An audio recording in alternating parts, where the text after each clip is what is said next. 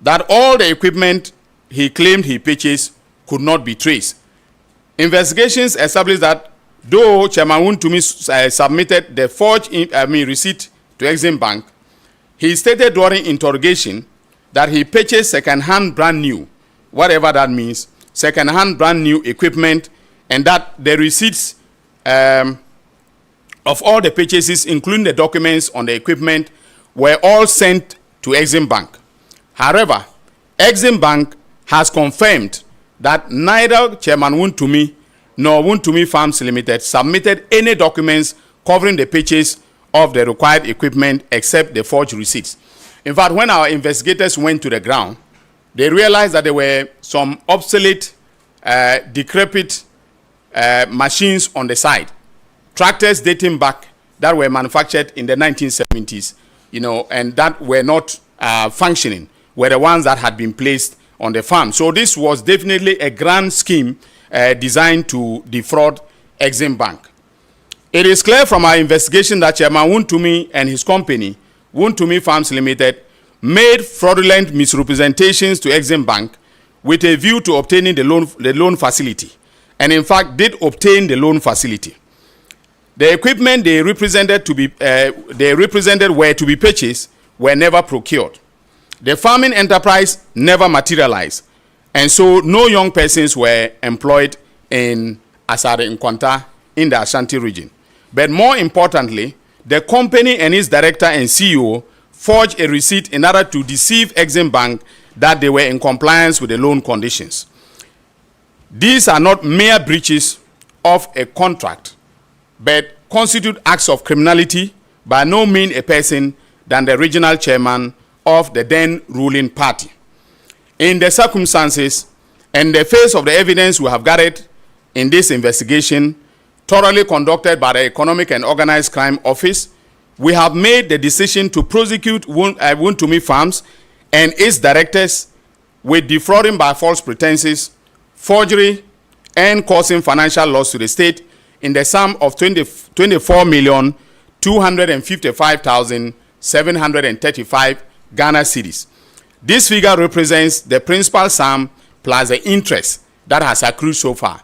And ladies and gentlemen, by the time we file charges, which will be definitely after the Christmas break when we resume work, it might be that this figure would have increased because the interest on the principal keeps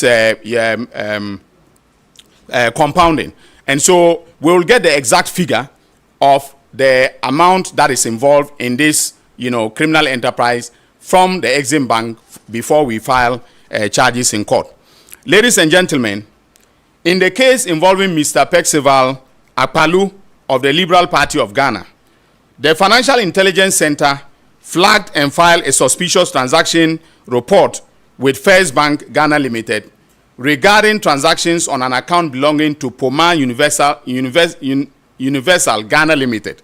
That is a company owned by the said Kofi Akpalu. Following the STR, that is a suspicious transaction report by the FIC, the Economic and Organized Crime began an investigation into the matter.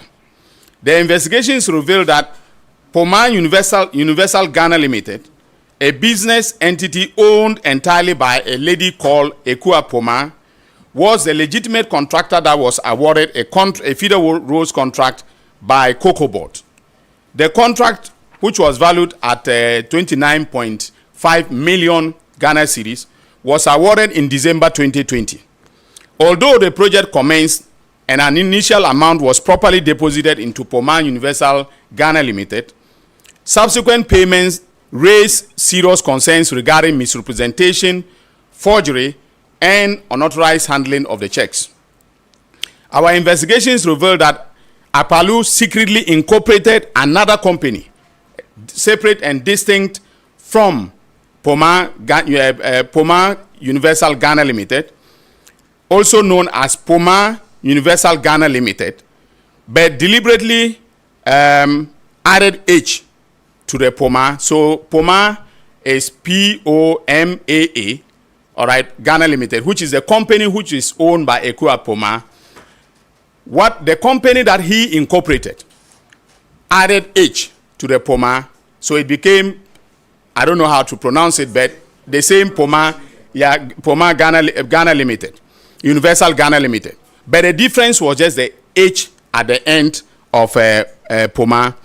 And so after having done this, between December 2022 and June 2024, Akpalu collected 8 checks issued by Cocoa Board in the name of Poma Universal Ghana Limited. That is the original and authentic Poma, totaling 3.1 million. That is 3,169,432 Ghana cedis and 22 pesos, and deposited them into the account of his own company, that is also Poma Ghana Limited with an H at First Bank Ghana Limited. Again, our investigations confirmed that Ekua Poma was unaware of both the existence of the Poma Ghana Limited, that is the second company, and the diversion of the funds until Cocoa Board contacted her in June 2024 regarding outstanding balances on the contract. She subsequently discovered that Akpalu had collected and misdirected the payments without her consent. Ekua Poma also alleged that Akpalu forged her signature on the Cocoa Board contract using her former name, Mercy Owusu, to secure the agreement without her authorization. First Bank Ghana Limited conducted an internal investigations and corroborated the fraud allegations that we have made, concluding that Akpalu knowingly misrepresented ownership of the checks and deposited them into the wrong account. The bank acknowledged operational failures in detecting the discrepancies between the check payee names and the account numbers. The suspects who have been investigated are Percival Kofi Akpalu, Poma Ghana Limited, the Poma with the H, and Delvin Akpalu, his wife. That is the spouse of Kofi Akpalu. It's fast becoming fashionable to commit crimes with spouses these days. The evidence shows that they engage in various criminal offenses, including stealing, forgery, and money laundering. And they will be charged by my office, again, as I said, upon resumption of work after the Christmas holidays.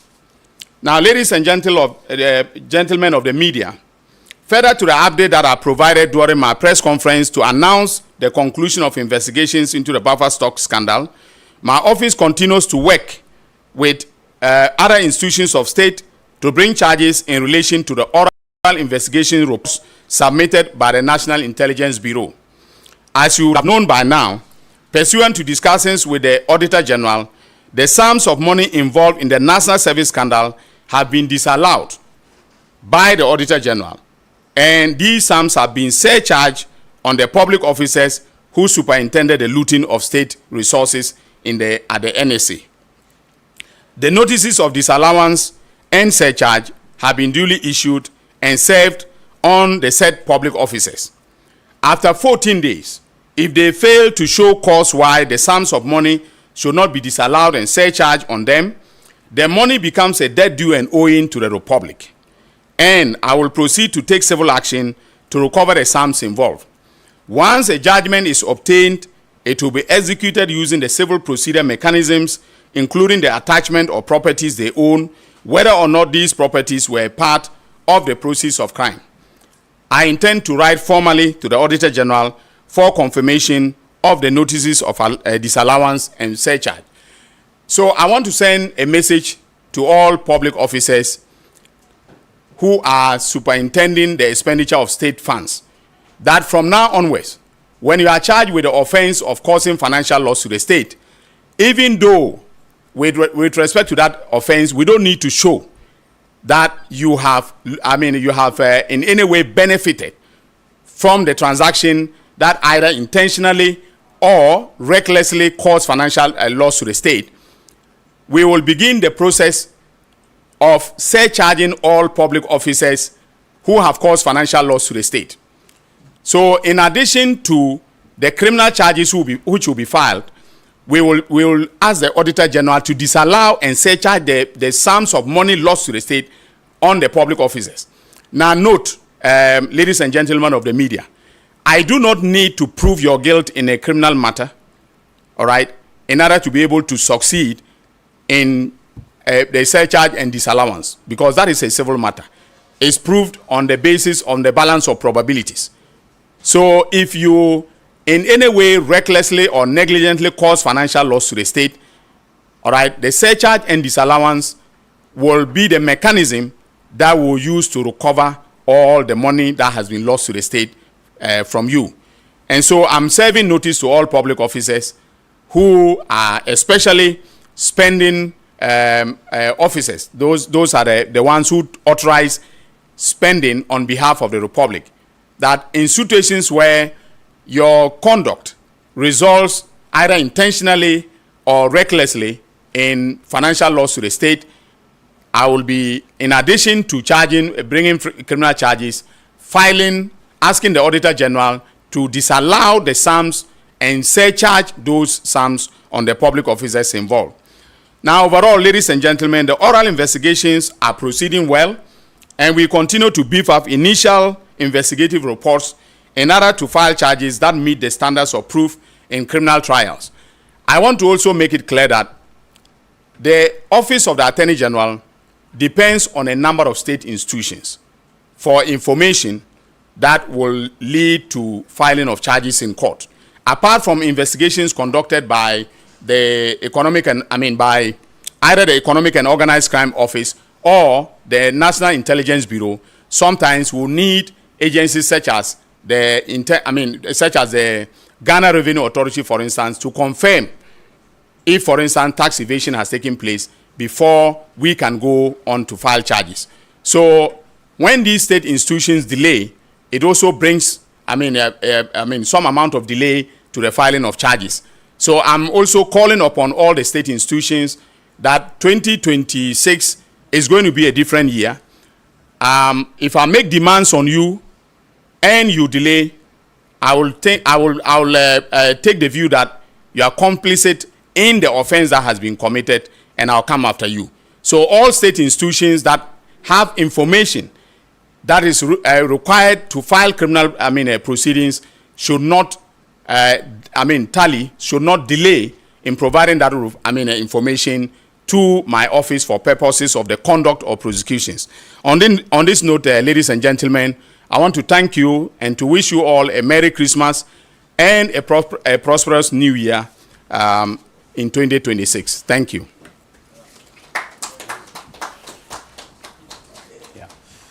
Thank you very much, Honorable Attorney General.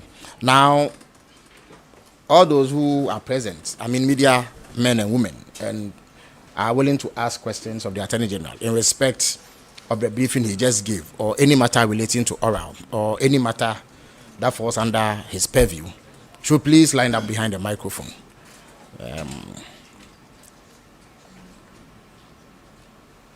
So you identify yourself as usual, and then indicate which media house you are representing.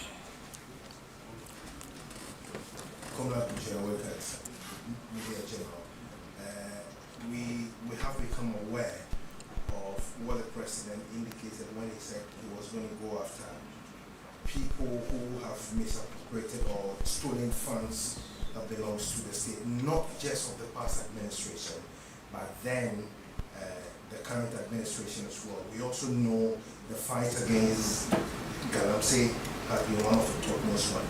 Just last week, we got wind of an individual, a lawyer, who was written to the Office of the Attorney General requesting the state of investigations regarding officials of your government, notably Joseph Yamin and then one Abanga. One, what is the current progress of investigations? And then what is the interim findings that IOCO has made and submitted to your office, and are there timelines with respect to which you may be filing charges, if any? All right, thank you. Are there any other questions? So please, anybody who has a question should line up so that we do not take too much time in the session. Good morning. My name is Shadrach Odamejare, Metro TV. My question is, what happens in cases where people make false representations to banks and the banks grants the people the loan, would the AG also hold those financial institutions accountable? Thank you. All right. Thank you. Okay, thank you very much. My name is Patrick Casford Boidu. Mr. Attorney General, I just want to find out, looking at the funds or the financial statement involved in these two investigations that you have done, I just want to find out whether the parties involved, that is the Wontumi and that of Mr. Kofi Apalo, who can come back and rebargain in this case. Thank you very much.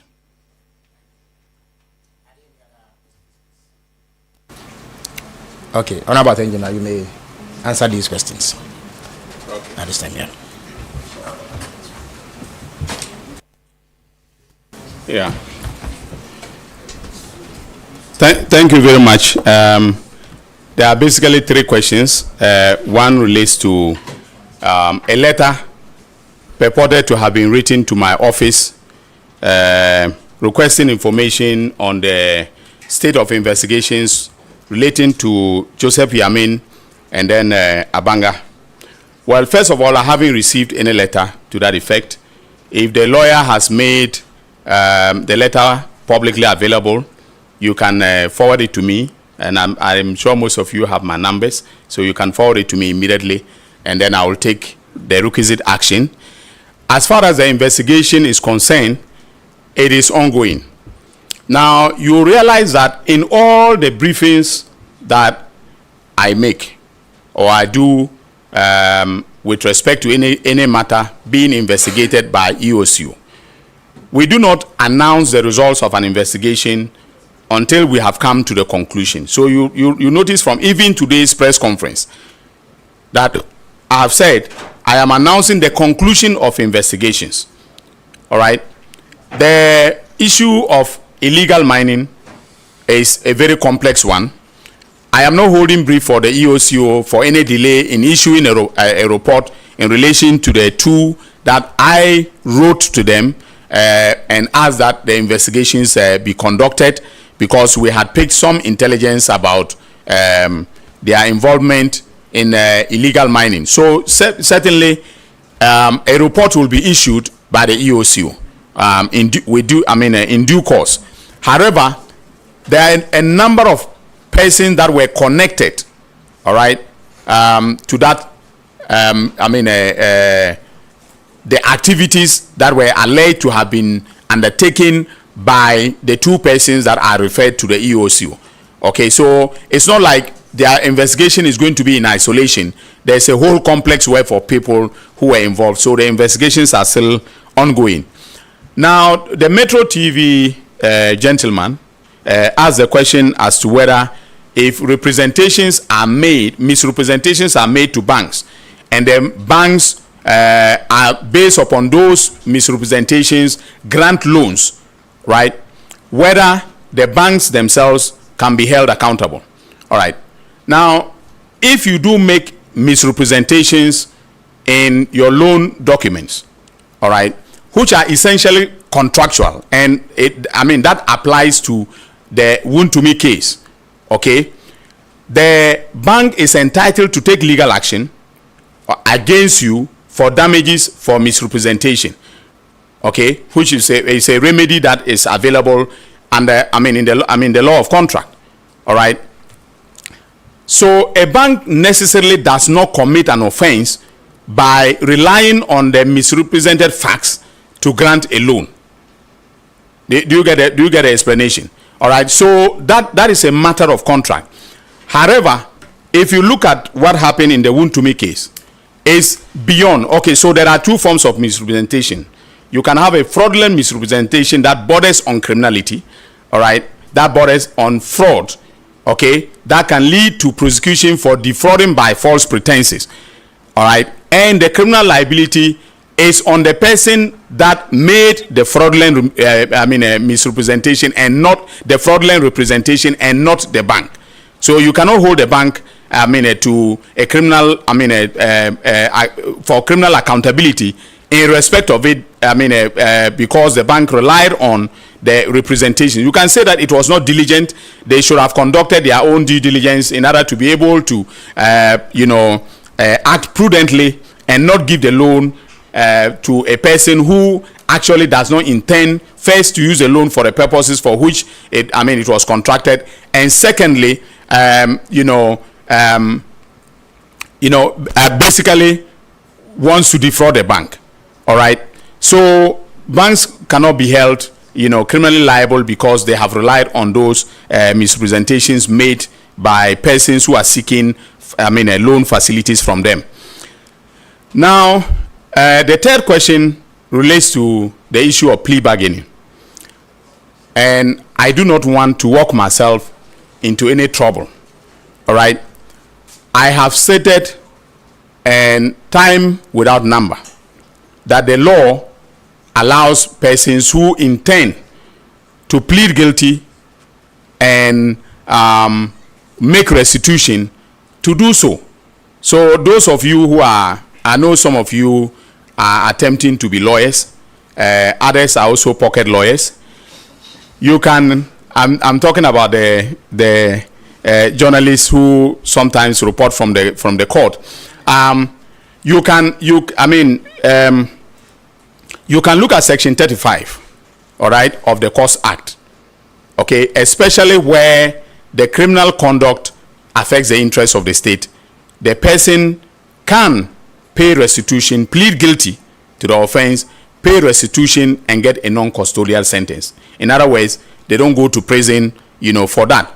Under the Plea Bargain Act, they can decide that they want to plead to a lesser offense, all right, pay back the monies. In the case of, Chairman Wontumi, in excess of 24 million Ghana cedis, all right, and then they'll be given a suspended or custodial sentence.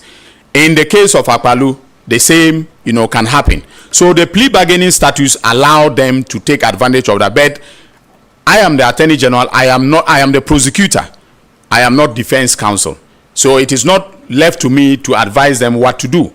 In fact, what I want to do is make my case to the court, prove beyond reasonable doubt that they have committed the offenses that I'm charging them with, all right? And if the court finds them guilty, it will sentence them to prison terms for what they have, for the wrongs that they have committed, all right? That is my strategy.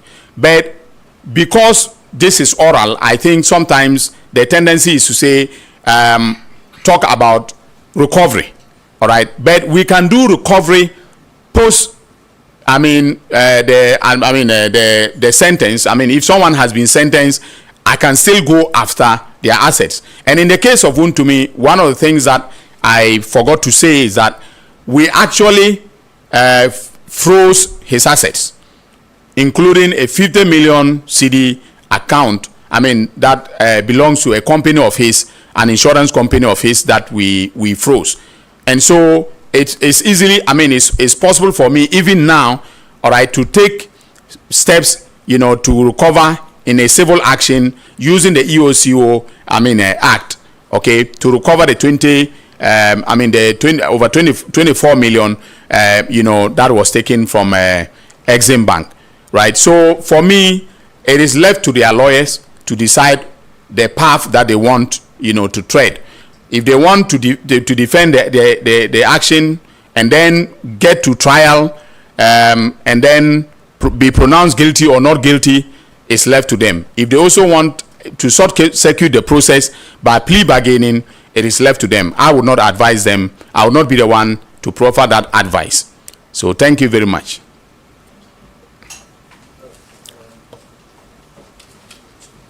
Yeah.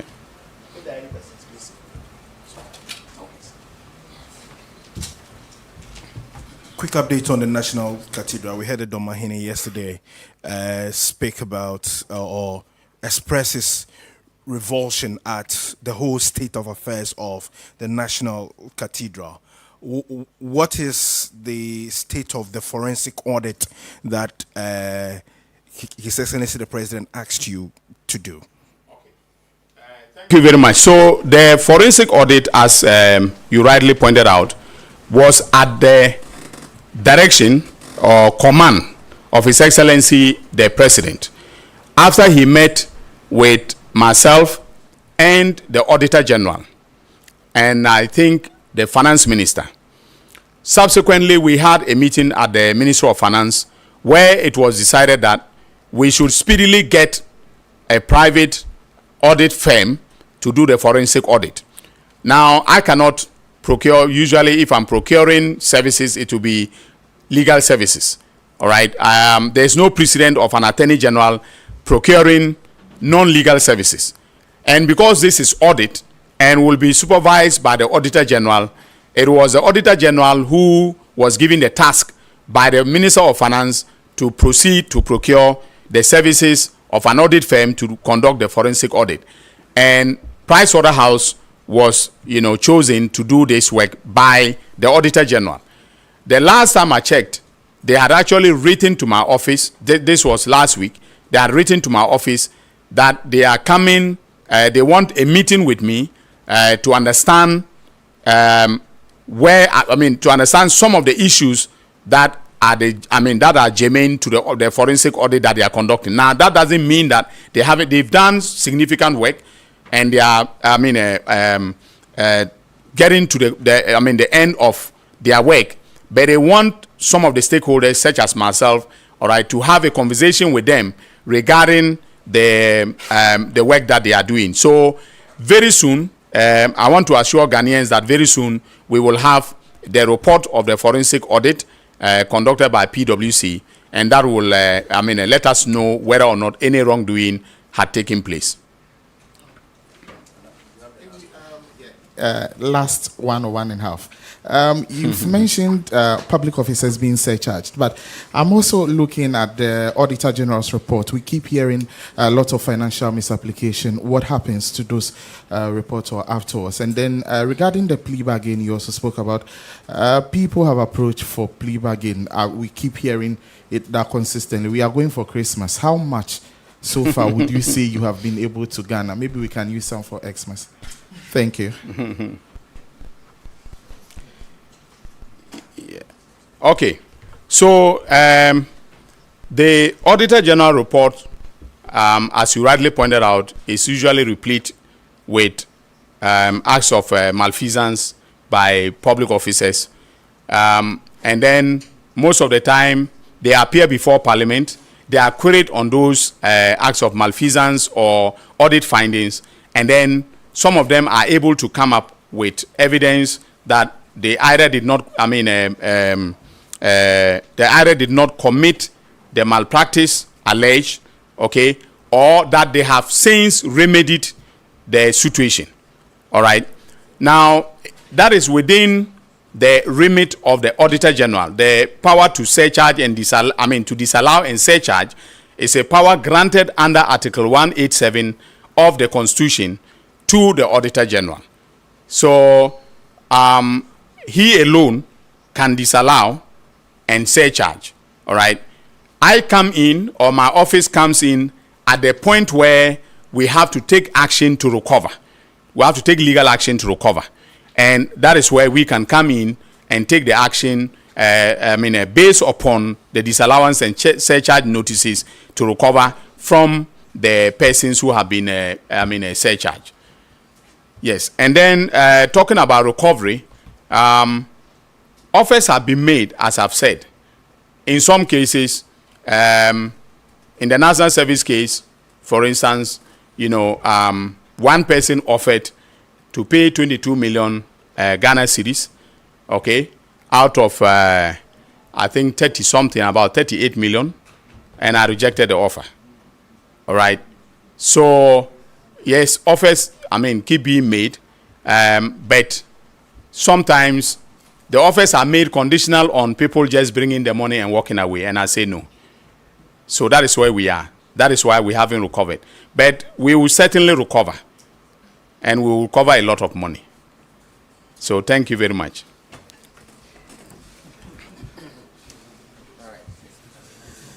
Thank you very much, Honorable Attorney General, for that concise briefing and your crisp responses. So we'll draw down the curtains on today's edition, and in fact, this year's edition, unless something of biblical proportions happens before the end of the year. So to all of you who have been part of the success of this program throughout the year. I extend sincere thanks to you. I hope to see you next year. Merry Christmas to all of you.